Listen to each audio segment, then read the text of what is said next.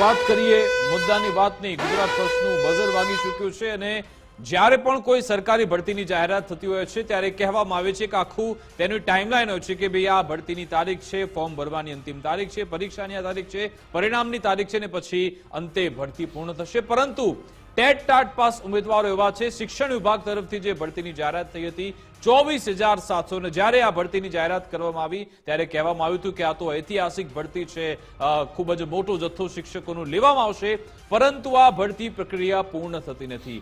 જે હિન્દી ફિલ્મમાં ડાયલોગ આપવામાં આવે તારીખ પે તારીખ, તારીખ પે તારીખ, એવો જ ડાયલોગ અહીંયા મંત્રીશ્રીઓ અને સરકાર તરફથી આપવામાં આવ્યો છે। પહેલા કહેતા હતા 13 જૂને થઈ જશે, પછી કીધું કે દિવાળી સુધીમાં થઈ જશે, પછી કીધું ડિસેમ્બર સુધીમાં થઈ જશે અને હમણાં જ જાન્યુઆરી માસમાં 2025માં કીધું હતું કે 1 મહિનામાં પૂર્ણ થઈ જશે। તેને પણ 20 થી 30 દિવસનો સમય પૂરો થઈ ગયો છે અને હવે ગાંધીનગરમાં આ બાબતે આજે આંદોલનની શરૂઆત થઈ હતી। મોટી સંખ્યામાં ટેટ ટાટ પાસ ઉમેદવારો આજે ગાંધીનગર પહોંચ્યા હતા। તેઓ આકરા પાણીએ જોવા મળ્યા।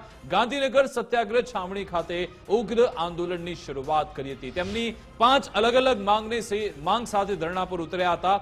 જો કે અહીંયા લોકો આજે ટેટ ટાટ પાસ ઉમેદવાર આગળ વધે પહેલા જ પોલીસની ટીમ પહેલાથી ત્યાં હતી અને પછી તેમની અટકાયત કરવામાં આવી। ધક્કા મુક્કીના દ્રશ્યો સર્જાયા, ઘર્ષણના દ્રશ્યો સર્જાયા, ટીંગા ટોળી કરીને જાણે કોઈ એમણે કોઈ આતંકવાદી કૃત્ય કર્યું હોય એ રીતે તેમને ઢસડીને ત્યાંથી લઈ જવામાં આવેલા હતા। તેમની એક જ માંગ હતી કે જે ભરતીની જાહેરાત તમે પોતે કરી છે, અમે નથી કરી, તમે પોતે કરી છે, તમે કેલેન્ડર આપ્યું હતું, તમે ટાઈમલાઈન આપી હતી, એ ટાઈમલાઈનમાં કેમ તમે ભરતી પ્રક્રિયા પૂર્ણ કરતા નથી? તેમનો જે પ્રશ્ન છે એ વેલિડ એટલા માટે છે કારણ કે સરકાર આ બાબતે પોતે જાહેરાત કરી ચૂકી છે કે આટલી ટાઈમલાઈનમાં ભરતી પ્રક્રિયા પૂર્ણ થશે, છતાં પણ થતી નથી। વારંવાર શિક્ષણ મંત્રી જાહેર માધ્યમમાં આવીને કહે છે કે ચલો આ તારીખમાં થઈ જશે, પરંતુ એ તારીખ આવતી જ નથી અને અંતે પછી આ બધા ઉમેદવારો એવા છે કે જેમની વય મર્યાદા પૂર્ણ થવા જઈ રહી છે। ઘણા બધા એવા લોકો છે જેમની પાસે નોકરી નથી, એકમાત્ર આ એક જ આશા છે। તેવામાં આ એક આશાનું કિરણ જ્યારે તેમને ભરતીમાં દેખાયું છે તો આખરે કેમ ભરતી કરવામાં નથી આવતી તે એક મોટો સવાલ છે। વિકાસ, સૌથી પહેલા તો જ્યારે આ ગાંધીનગરમાં વિધાનસભાનું સત્ર હોય ત્યારે પોતાના પડતર પ્રશ્નો લઈને જે પણ એક કહી શકાય કે વિદ્યાર્થી હોય કે પછી કોઈ કર્મચારીઓ હોય એ પોતાનો મુદ્દો લઈને આવતા હોય છે। કારણ એટલું છે સાહેબો કે ગાંધીનગરમાં તમારો પડાવ તો હોય છે પણ કાયમી હાજરી હોતી નથી।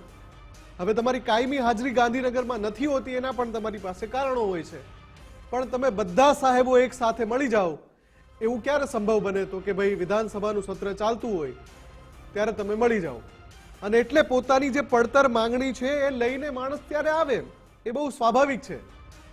પણ જે રીતના દ્રશ્યો હંમેશા જોવા મળે ને પછી તમે એને નકારી કાઢો છો, પછી તમે એવું કહો છો કે ના અમે કોઈ ટીંગાટોળી નથી કરી, માત્ર ત્યાં અવ્યવસ્થા ન સર્જાય એ માટે પોલીસે કાર્યવાહી કરી છે। તો જો દ્રશ્યો બોલી રહ્યા છે આ તો કાંઈ એઆઈ જનરેટેડ વિઝ્યુઅલ નથી, એઆઈ થી તો તૈયાર કરેલા દ્રશ્યો નથી। આ તમારી સામે છે કે દર વખતે જ્યારે ગાંધીનગરમાં આવા કોઈ ધરણા થાય, કોઈ દેખાવો થાય એટલે તમારી પાસે એક જ શસ્ત્ર છે કે ડામી દો। ડામી દેવા કરતા એનો ઉકેલ લાવવા તરફ કેમ નજર નથી કરાતી? અને પછી મંત્રીજીને જ્યારે પૂછવામાં આવે છે તો મંત્રીજી એમ કહે છે કે હા પ્રક્રિયામાં વિલંબ તો થયો જ છે, સ્વીકાર તો તમે પોતે કરો છો કે ભરતી પ્રક્રિયામાં વિલંબ થયો છે। તો સાહેબો એ માંગણી એ જ કરી રહ્યા છે કે ભરતી પ્રક્રિયાને ઝડપી બનાવો, એનાથી વિશેષ એમની કોઈ માંગણી નથી।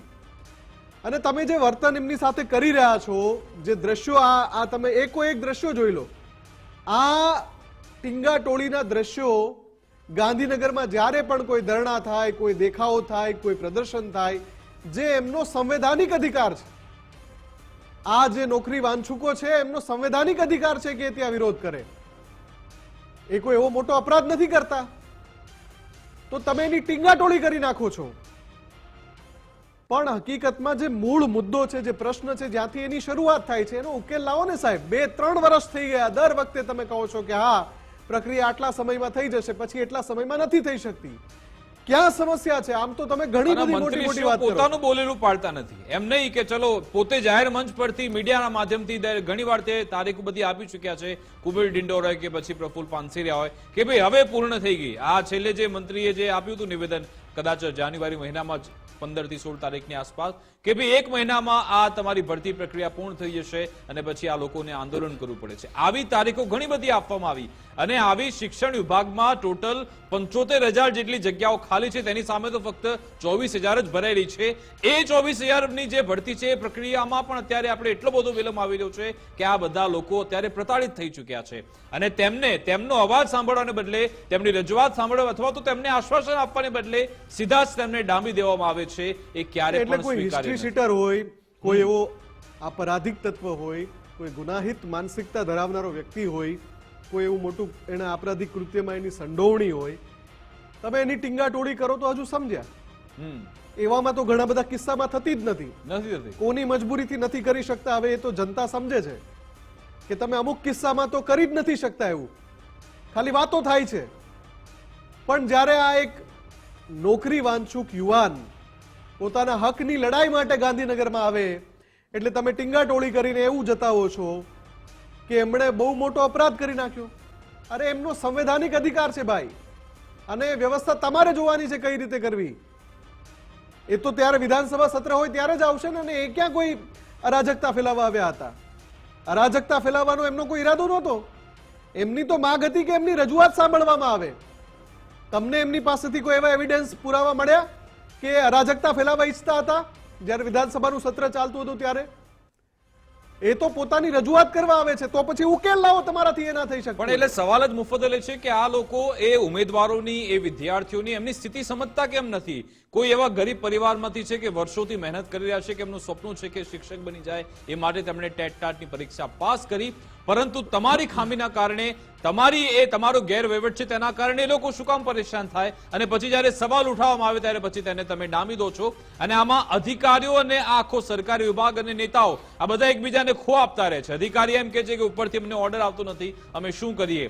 મંત્રીશ્રી એમ કે છે કે અમે પૂરી કરી દઈશું. એમાં ને એમાં સમય વીતતો જાય છે. પ્રફુલ્લ પાનસેરિયાએ આજે શું કહ્યું આ મુદ્દે પહેલા આપણે એ સાંભળી લઈએ, જેમાં એમણે સ્વીકાર કર્યો છે કે આ પ્રક્રિયામાં વિલંબ થઈ રહ્યો છે.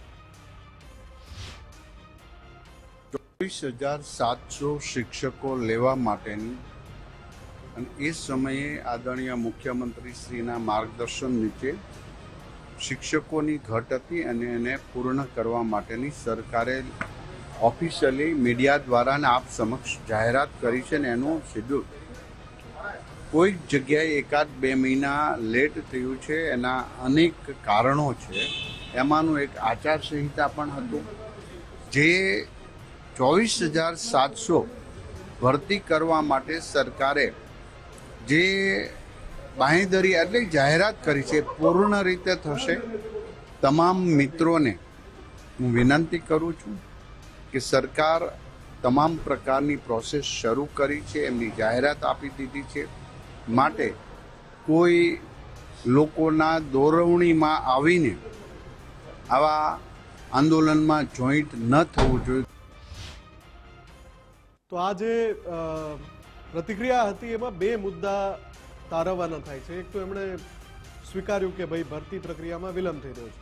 હવે તમે જે વાતનો સ્વીકાર કરી રહ્યા છો એ જ મુદ્દે એ લોકો પ્રદર્શન કરી રહ્યા કે આ પ્રક્રિયાને ઝડપી બનાવો. એમની જે 4 થી 5 માંગણી છે એમાંથી એક માંગણી એ જ છે કે ઉનાળુ વેકેશન પહેલા કમસે કમ ભરતી પૂર્ણ કરો તો અમે નોકરી ભેગા થઈએ. અને બીજી વાત જે તમે કહો છો કે કોઈની દોરવણી હેઠળ, હવે આ ગરીબ નાનો માણસ છે એને નોકરીની જરૂરિયાત છે, એ સત્ય છે. હવે આમાં દોરવણી વાળો એંગલ ક્યાંથી આવ્યો? અને દોરવણી વાળો એંગલ આવે તો કોણ છે? કોને ખુલીને કહો ને. તમારે ક્યાં શબ્દો ચોરવાની જરૂર છે? અને તમે તો સરકારમાં છો, તમારી પાસે તો મંત્રાલય છે. એ લોકો એવી તો ડિમાન્ડ કરતા નહીં કે તમે સત્તામાંથી નીચે ઉતરી જાઓ, તમે રાજીનામું આપો, એવી માંગણી નથી એમની. એ તો એવું કહી રહ્યા છે કે એ તો માત્ર એટલી જ માંગણી કરી રહ્યા છે કે ભરતી પ્રક્રિયાને ઝડપી બનાવો. જે અમુક જે ભરતીના આંકડા છે 6,900 જેટલી જગ્યા છે જેને તમે આમાં સામેલ કરી લો, જે ખાલી પડવાની છે આચાર્યની ને જે જૂના શિક્ષકો છે એની બદલી પછી, એ જગ્યાને આમાં સામેલ કરી લો આ ભરતી પ્રક્રિયામાં. આવી એમની 4 થી 5 માંગણી છે. એ સિમ્પલ માંગણી કરી રહ્યા છે. એ ક્યાં કહે છે કે તમે રાજીનામું આપી દો, અને એ કરે તો તમે કઈ આપવાના પણ નથી. અમને પણ ખબર છે, બધાને ખબર છે.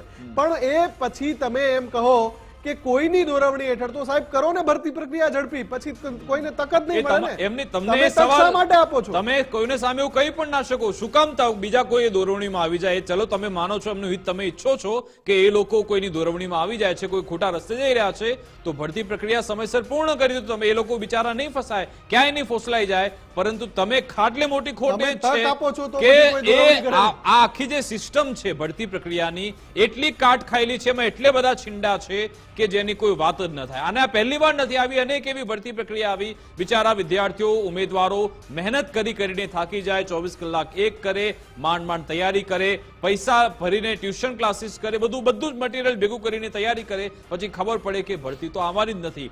અને માંડ કદાચ ચલો ભરતી પ્રક્રિયા પૂર્ણ પણ થઈ જાય તો પછી છેલ્લે ખબર પડે કે એમાં તો કોઈ ગફલો થયો. તો એટલે આ બધા સવાલના ચક્રવ્યૂહમાં આ બધા ઉમેદવારો ફસાતા રહે છે. બિલકુલ. અને આ આખા મામલામાં ઝડપથી ઉકેલ આવે અને ભરતી પ્રક્રિયા ઝડપી બને એ સમયની માંગ છે. એમાં જે પણ પગલાં લેવા જોઈએ એ શિક્ષણ મંત્રીએ લેવા જોઈએ.